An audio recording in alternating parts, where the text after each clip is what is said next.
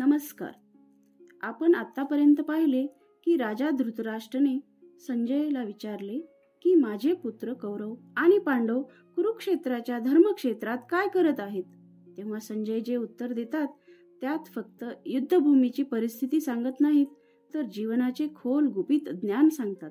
इथपासूनच सुरू होते ती दिव्य दृष्टी, ज्यामुळे गीतेचे ज्ञान आपणा सर्वांपर्यंत पोहोचते. संजय यांची दृष्टी ते पाहू शकत होती जे इतर पाहू शकत नव्हते, पण आपण ते पाहू शकतो, समजू शकतो गीतेच्या माध्यमाने. अध्याय 1, श्लोक 2. संजय उवाच दृष्ट्वा तु पांडवानिकं युढं दुर्योधनस्तदा आचार्यमुपसंगम्य राजा वचनमब्रवीत. हे राजा, जेव्हा दुर्योधनाने पांडवाचे सैन्य पाहिले तेव्हा दुर्योधन द्रोणाचार्याकडे गेला आणि काही बातचीत केली. पहा, या श्लोकात दुर्योधन जो एक राजा आहे, पण त्यालाही भीती वाटत होती, असुरक्षितता वाटत होती.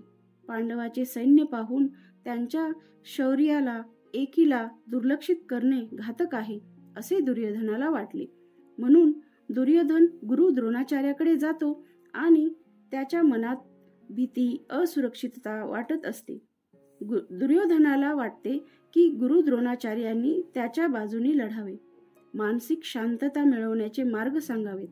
हे वागणे एका राजाचे नसून सामान्य घाबरलेल्या माणसासारखे वाटते. आपल्या आजच्या धकाधकीच्या जीवनात जेव्हा आपण कोणाला आपल्यापेक्षा वरचढ असे पाहतो किंवा कोणी आपल्या सोबतचा प्रगती करत असेल, यश मिळवत असेल, तर आपल्याही मनात भीती, असुरक्षितता, तुलना या भावना निर्माण होतात. जेव्हा आपण समोरच्याला पूर्ण तयारीत, आत्मविश्वासाने परिपूर्ण असे पाहतो, तेव्हा आपण स्वतःला कमकुवत समजू लागतो. पण आपल्यालाही वाटते की कोणी मार्गदर्शक, मित्र, गुरुकडे जावे, जेणेकरून आपल्या मनाला शांती मिळेल. यातून आपण काय समजलो की आपल्याला भीती तेव्हाच वाटते जेव्हा आपण चुकीचे वागतो. दुर्योधनाला माहित होते की तो जे कर्म करत आहे ते चुकीचे आहे, म्हणून त्याच्या मनात भीती होती. जेव्हा आपले कर्म योग्य असतात तेव्हा आपला आत्मविश्वास मोठा असतो. अति आत्मविश्वासाच्या मागे पण असुरक्षितता लपलेली असते. आत्मिक शांती ही बाहेरील शक्तीपेक्षा खूप मोठी असते. आपली खरी ताकद म्हणजे आपल्या मनाची शांती.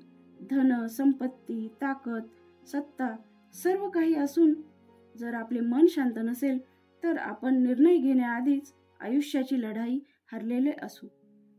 पुढील व्हिडिओमध्ये पाहू की दुर्योधन गुरु द्रोणाचार्यांना काय बोलले.